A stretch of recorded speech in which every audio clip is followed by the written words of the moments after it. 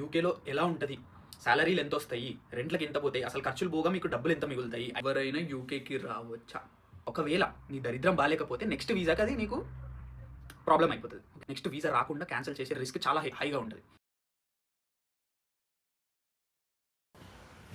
Good morning guys, ఎలా ఉన్నారు? I hope everybody is happy and healthy. చాలా రోజులు అయిపోయింది మనం వీడియో తీసేసి. ఎగ్జాక్ట్లీ 10 అవుతుంది. మీరు తమ్నెల్ చూసింటే ఏ టాపిక్ మీద మాట్లాడుతున్నామని తెలిసిపోయే ఉంటుంది. What job I'm doing and what is my salary. So చాలామంది అడిగారు అనమాట, బ్రో ఒకసారి చేయండి, ఒకసారి చెప్పండి. చాలామందికి ఇంకా చాలా కన్ఫ్యూజన్ ఉంది. యూకేలో ఎలా ఉంటుంది, సాలరీలు ఎంత వస్తాయి, రెంట్లకి ఎంత పోతాయి, అసలు ఖర్చులు పోగా మీకు డబ్బులు ఎంత మిగులుతాయి, ఐడియల్గా మాట్లాడుకుంటే రియాలిటీ ఏంది అనేది నేను మీకు ఈ వీడియో మొత్తంలో చెప్తాను. So stay tuned, it's going to be a really good video. మీకు చాలా హెల్ప్ఫుల్ అవుతుందని అనుకుంటున్నాను ఎవరైతే యూకేకి రావాలి అనుకుంటున్నారు. అండ్ ఆల్సో నెక్స్ట్ 5 yearsలో ఎవరైనా ప్లాన్ చేసుకుంటే ఎలా ప్లాన్ చేసుకోవాలి అనేది. బేసిక్గా 2 kind of జాబ్స్. ఒకటి ఎన్ఐ అని ఉంటుంది, ఇంకొకటి క్యాష్ ఇన్ జాబ్ అంటారు. ఎన్ఐ ఫుల్ ఫామ్ వచ్చేసి national insurance. These kind of jobs ఏంటి అంటే అఫీషియల్గా రిజిస్టర్ అయి ఉంటుంది. సో నీకు ఏ డబ్బులు వచ్చినా కానీ ఎంత వచ్చినా కానీ ఆ ఎన్ఐకి ట్యాక్స్ కట్ అయ్యి నీకు మనీ వస్తాయి. So you are officially doing it. ఎక్కడ పోయినా కానీ అఫీషియల్లీ నీకు ఒక కోడ్ ఇస్తారు. ఆ కోడ్ కొడితే నువ్వు ఎన్ని రోజులు వర్క్ చేసినావు, ఎంత వర్క్ చేసినావు, నీకు ఎన్ని డబ్బులు వచ్చినాయి అంతా తెలిసిపోతుంది ఆ ట్యాక్స్ కోడ్తోని. నెక్స్ట్ వచ్చేసి క్యాష్ ఇన్ జాబ్ అనమాట. క్యాష్ ఇన్ అంటే ఏంటంటే ఈ ఎన్ఐ కోడ్ అవన్నీ ఏముండవు. జస్ట్ మీరు ఒక షాప్లోకి వెళ్తారు, పని చేస్తారు, వాళ్ళు మీకు డబ్బులు ఇస్తారు అంతే. ఎన్ఐ కోడ్, ట్యాక్సులు, గీక్సులు ఏముండవు. ఇక డైరెక్ట్ పోతారు, పని చేస్తారు, డబ్బులు తీసుకుంటారు, వచ్చేస్తారు అంతే. ఈ 2 kind of జాబ్స్లో ఎన్ఐ దొరకడం ఈజీయే, క్యాష్ ఇన్ దొరకడం కొద్దిగా కష్టము. According to what I know, NI job చేస్తే, నేషనల్ ఇన్సూరెన్స్ ట్యాక్స్ కోడ్ ఉన్న జాబ్ చేస్తే మీరు సేఫ్ ఉంటారు. ఎందుకు అంటే ప్రతి ఒక్కటి రిజిస్టర్ అవుతుంది, మీరు ఎన్ని అవర్స్ చేసినారు, ఎంత డబ్బులు వస్తున్నాయి, మీరు ట్యాక్స్ కడుతున్నారు కాబట్టి మీ జోలికి ఎవడు రాడు. ఓకే, మీ క్రెడిట్ స్కోర్ మంచిగా ఉంటుంది. క్రెడిట్ స్కోర్ అంటే సిబిల్ స్కోర్, ఆ స్కోర్ మంచిగా ఉంటుంది. So you will be safe and sound. రెండుది riskier option. Cash in job అంటే riskier option. And also cash ఇన్లో మీరు చూసుకుంటే ఎన్ఐ జాబ్ కంటే కొంచెం తక్కువే వస్తుంది. ఎన్ఐ జాబ్లో మినిమం వేజ్ రేట్ అని ఒకటి ఉంటుంది. యూకేలో మినిమం నువ్వు గంట సేపు పని చేస్తే ఇంత పే చేయాలి. ఈ ఏజ్ ఓడికి అండర్ 18 years, 16 years నుంచి ఇక్కడ వర్క్ స్టార్ట్ చేయొచ్చు. సో 16 నుంచి 18 ఓడికి ఇంత రేటు, 18 నుంచి 21 ఓడికి ఇంత రేటు, 21 నుంచి 23 ఓడికి ఒక రేటు, 23+ ఓడికి ఇంకో రేటు. సో 23+ తర్వాత ఇంకా అందరికీ ఒకటే రేటు ఉంటుంది. లాస్ట్ రీసెంట్గా April 1st వాళ్ళు ఏమని అప్డేట్ చేసినారంటే, ఇంతకుముందు 11 సంథింగ్ ఉండేది, 11.27 సంథింగ్ ఉండేది. ఇప్పుడు దాన్ని 12.27 12.30 ఇఫ్ ఐఎమ్ నాట్ రాంగ్ చేశారు. క్యాష్ ఇన్కి వెళ్తే మీకు దానికంటే చాలా తక్కువ వస్తుంది. క్యాష్ ఇన్ జాబ్స్ ఎక్కువ స్టూడెంట్సే చేస్తారు. ఇంకోటి ఎందుకు అంటే స్టూడెంట్స్కి ఓన్లీ 20 hours అలౌడ్ ఉంటుంది. యూకేలో అయితే 20 hours లీగల్గా నువ్వు పని చేసుకోవచ్చు. 20 hours తర్వాత నువ్వు పని చేస్తే అది ట్యాక్స్ కోడ్లో రికార్డ్ అయిపోయి ఉంటుంది. అండ్ ఒకవేళ నీ దరిద్రం బాగాలేకపోతే నెక్స్ట్ వీసాకి అది నీకు ప్రాబ్లం అయిపోతుంది. ఓకే, సో అందుకోసమని నువ్వు స్టూడెంట్ లాగా వస్తే just do the 20 hours which they are giving you.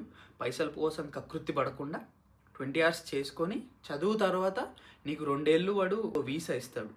ఆ వీసాలో నువ్వు నీట్గా పని చేసుకోవచ్చు, ఎన్ని రోజులైనా పని చేసుకోవచ్చు, ఎంతైనా పని చేసుకోవచ్చు. సో ఆ 2 ఏళ్ళ వీసా నీకు రావాలంటే ఫస్ట్ మెయిన్ కండిషన్ వచ్చేసి నువ్వు సబ్జెక్టులన్నీ పాస్ అయిపోవాలి, నీ సర్టిఫికేట్ రావాలి. ఓకే, అండ్ సెకండ్ థింగ్, నువ్వు 20 గంటల కంటే ఎక్కువ చేసి ఉండకూడదు.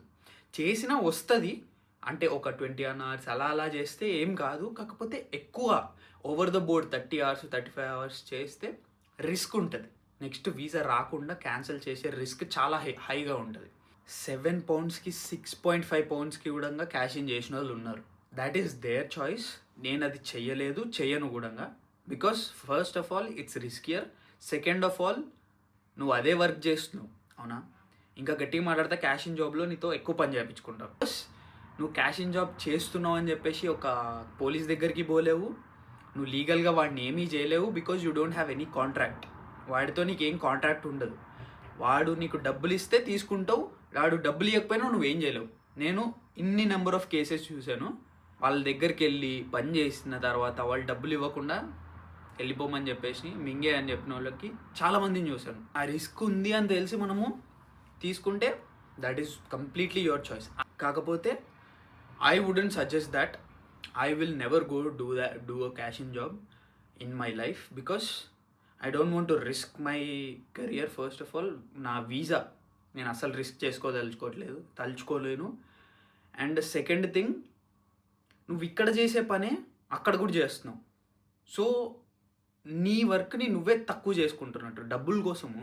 ఇక్కడ నీకు 12 పౌండ్లు వచ్చేది అక్కడ నీకు 6 పౌండ్లు ఇస్తున్నాడంటే నీకు సగమే ఇస్తున్నాడు. నీతో ఫుల్ పని చేయించుకొని నీకు డబ్బులు సగమే ఇస్తున్నాడు. అది కూడా ఇస్తాడో లేదో అని మళ్ళీ అదో డౌట్. నేను ఇవ్వను, వెళ్ళిపో, నువ్వేం పీక్కో అంటే ఏం చేస్తాం మనం? పోలీస్కి కూడా కంప్లైంట్ ఇవ్వలేము. సో ఆ రిస్క్ అయితే ఉంటుంది. I wouldn't recommend it. నేనైతే చెయ్యను, ఎవరికి చేయమని కూడా చెప్పను. Okay, those are the kind of jobs there are. So ఇప్పుడు నా జాబ్ ఏంటి అంటే, నేను మొన్నటి వరకు మీరు చాలాసార్లు చూశారు, నేను చాలాసార్లు చూపించాను కూడా. బర్గర్ కింగ్లో I was a supervisor. First నేను క్రూ మెంబర్గా ఉండే స్టూడెంట్గా ఉన్నప్పుడు 20 hours వేరే షాప్లో. తర్వాత నేను సూపర్వైజర్ అయ్యాను. సూపర్వైజర్ తర్వాత మేనేజర్ అవుతారు. నేను బర్గర్ కింగ్లో మేనేజ్మెంట్ తీసుకోలేదు. అక్కడ మేనేజర్ అవుతే నైట్ షిఫ్ట్లు చేయాల్సి వస్తుంది. ఫస్ట్ ఆఫ్ ఆల్ నైట్ షిఫ్ట్లు మనకి సెట్ అవ్వవు. Second thing, what I felt when I was there is that అక్కడ మేనేజర్స్ని చాలా యూజ్ చేసుకుంటారు. అండ్ చాలా స్ట్రెస్ ఉంటుంది ఆ జాబ్లో. It's not even worth the money. Because already నాకు అక్కడ 12 pounds ఏమో వచ్చాయి. ఓకే, 11.97 అట్లా వచ్చేది per hour. సో 12 వచ్చింది. నేను మేనేజర్ స్టెప్కి పోయినా కానీ నాకు మహా అంటే 13 pounds, 1 pound ఎక్కువ వచ్చేది అంతకంటే ఎక్కువ వచ్చేదే కాదు. And I don't want to risk my mental peace for that 1 pound. Coming to my new job, నేను ఇది ఇన్స్టాగ్రామ్లో చెప్పే ముందే ఇక్కడే యూట్యూబ్లోనే అప్లోడ్ చేయాలని చెప్పేసి నేను ఫిక్స్ అయ్యి ఇక్కడ మొత్తం క్లారిటీగా చెప్తున్నాను. పాపాయ్స్ అనే రెస్టారెంట్లో మేనేజర్ లాగా జాయిన్ అయ్యాను. ఇది and supervisor in burger king is almost the same job. కాకపోతే I don't have to do manual labour too much. ఎక్కువ చేయాల్సిన అవసరం లేదు. నాకు మాన్యువల్ లేబర్ అనేది నా మైండ్లో అంత అవసరం లేదు అంటే నా వర్క్లో ఇప్పుడున్న డిస్క్రిప్షన్లో అంత ఎక్కువగా ఉండదు. Because I'm a manager, I can ask other people to do that work for me. Okay, I just have to manage the people, manage the store and manage technicalities. ఇది నా జాబ్ ఇప్పుడు. అండ్ దానికి వాళ్ళు నాకు pay చేసేది 13 pounds something. Same ఇప్పుడు నాకు burger కింగ్లో సూపర్వైజర్లో ఎంత వచ్చేదో ఇప్పుడు అంతే వస్తుంది. కాకపోతే ఒక డిఫరెన్స్ ఏంటి అంటే, నేను అక్కడ మాన్యువల్ లేబర్ చాలా చేయాల్సి వస్తుండే, ఇక్కడ నేను మాన్యువల్ లేబర్ ఎక్కువ చేయాల్సిన అవసరం లేదు. And second most important thing, నేను ఎందుకు తీసుకున్నాను అంటే, నేను అక్కడ రెంట్స్ వెరీ హై. కార్డిఫ్లో వెరీ హై. అసలు ఆ ఉన్న సిటీకి అది ఉన్న పిత్కంతకి ఇంత ఉంటుంది, దానికి రెంట్ మాత్రం నెక్స్ట్ లెవెల్ భయ్యా. నేనున్న రెంట్ 67,000, 67,000 రూపీస్ ఇన్ ఇండియన్ రూపీస్లో. 67,000 రూపీస్ అంటే 650 pounds. 650 pounds అంటే యూకేలో ఉన్న వాళ్ళకి తెలుసు ఎంత హై రేట్ అని చెప్పేసి. లండన్లో అయితే అది నార్మల్ ప్రైస్, కానీ అవుట్ ఆఫ్ లండన్ 650 అంటే చాలా high price for a single room. నేను ఇప్పుడున్న బెల్ఫాస్ట్లో 650కి నాకు 1 bedroom అపార్ట్మెంట్ వచ్చేస్తుంది. అంటే just imagine the price difference. So అందుకు సెకండ్ మోస్ట్ ఇంపార్టెంట్ థింగ్, అందుకు నేను మూవ్ అయిపోయాను. థర్డ్ థింగ్ వచ్చేసి, ఈ జాబ్లో ఆల్మోస్ట్ 8 managers ఉంటారు ఈ షాప్లో. నేను ఇప్పుడు పనిచేసే షాప్లో 8 managers ఉంటారు. 8 members మేనేజర్ ఉన్న షాప్లో మనం వర్క్ చేస్తే మనకు కూడా వర్క్లోడ్ కొంచెం తక్కువగా ఉంటుంది. అండ్ ఆల్సో మొత్తం మన మీదే రెస్పాన్సిబిలిటీ పడదు. అండ్ స్కోప్ ఏంటి అంటే, ఇది చాలా కొత్త కంపెనీ, యూకేలో చాలా కొత్త కంపెనీ. యూఎస్ఏలో చాలామందికి తెలిసిందే ఉంటుంది. యూఎస్ఏలో పాపాయ్స్ అంటే చాలా ఫేమస్ అనమాట. అంటే ఫేమస్ ఇన్ ద సెన్స్ పెద్దదే. సో ఇక్కడ చాలా చిన్నదనమాట, ఇంకా ఇప్పుడిప్పుడే స్టార్టింగ్. సో గ్రోత్ స్టేజ్లో ఉన్న కంపెనీలో ఉంటే మనకు కూడా గ్రోత్ ఎక్కువ ఉంటుంది అని చెప్పేసి నేను షిఫ్ట్ కొట్టేసిన.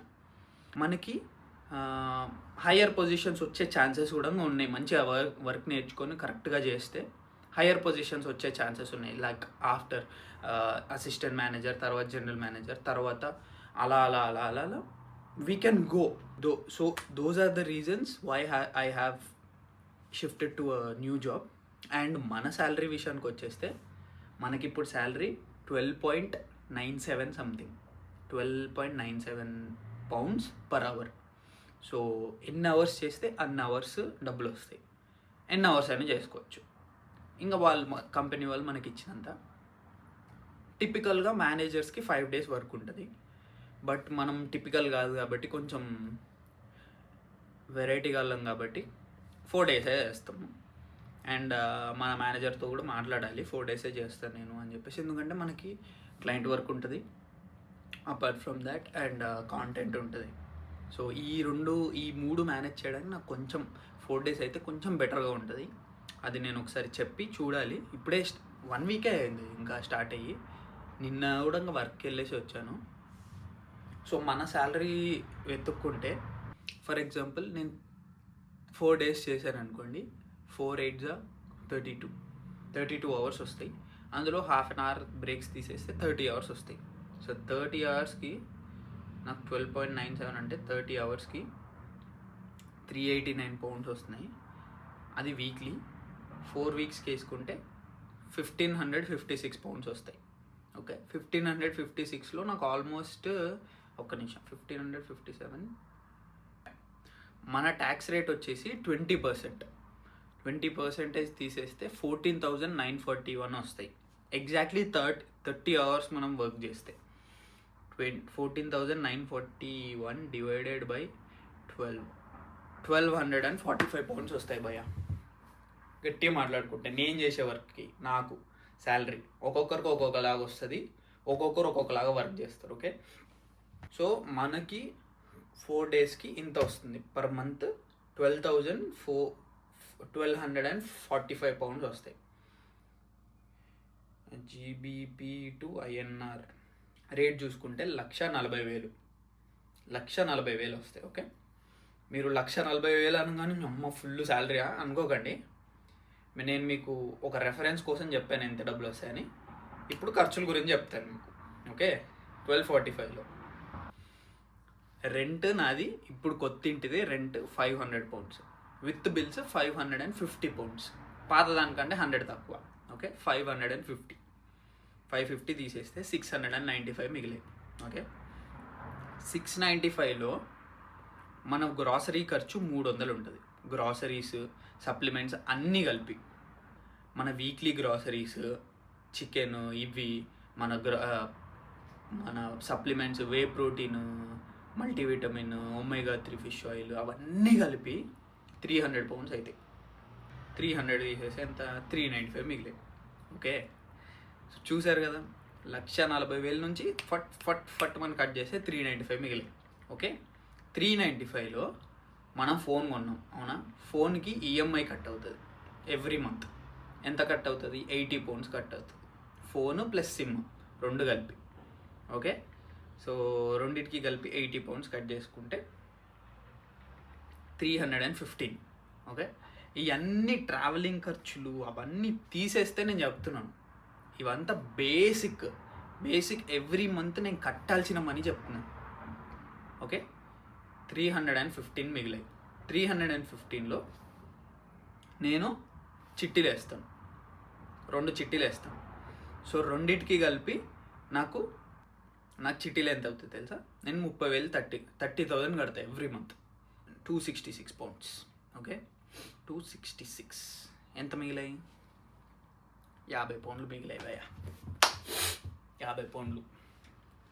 50 pounds అంటే ఆల్మోస్ట్ ఒక 6,000 ఏమవుతాయి. అన్ని ఖర్చులు, బేసిక్ ఖర్చులు, ఎవ్రీ మంత్ ఖర్చులు. నేను ఇందులో ట్రావెల్ పెట్టట్లేదు, రోజు నేను పోయి రావడానికి బస్సు ఖర్చులు పెట్టట్లేదు, మళ్ళీ ఎప్పుడైనా సినిమాకి వెళ్తే ఆ సినిమా ఖర్చులు పెట్టట్లేదు, ఏమీ పెట్టట్లేదు. జస్ట్ ఎవ్రీడే 4-5 ఖర్చులు చెప్పాను మీకు. ఏంటి? రెంట్, గ్రాసరీస్, చిట్టీలు, ఫోన్. 4కే పైసలు అయిపోయినాయి.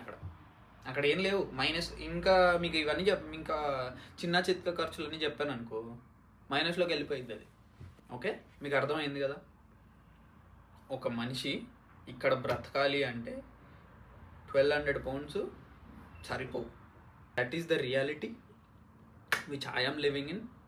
But I'm happy because I get to do what I'm doing. మీతో మాట్లాడడానికి కానీ ఫస్ట్ థింగ్ టైం ఉంటుంది. Second thing I can go to the gym.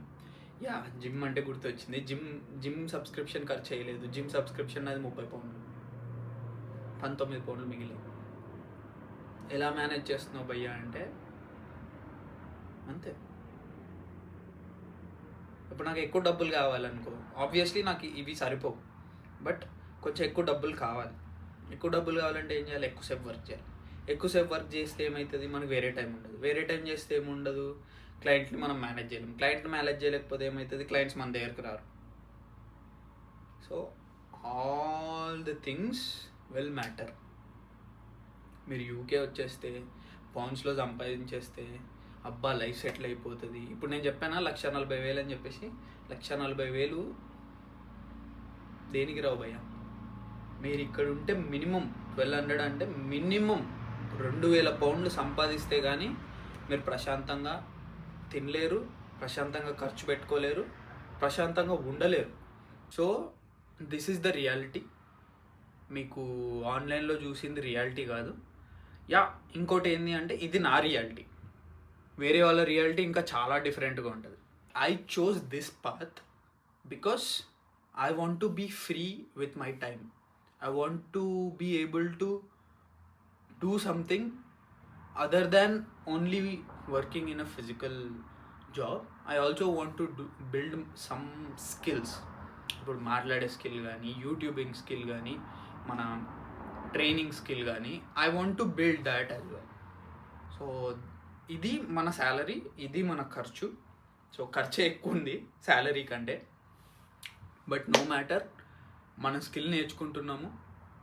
And also YouTube నుంచి ఇది చెప్పడం మర్చిపోయాను. చాలామంది అసలు యూట్యూబ్ నుంచి ఎంత డబ్బులు వస్తున్నాయి ఎవరు యూట్యూబ్ నుంచి ఎంత డబ్బులు వస్తున్నాయని అడుగుతారు.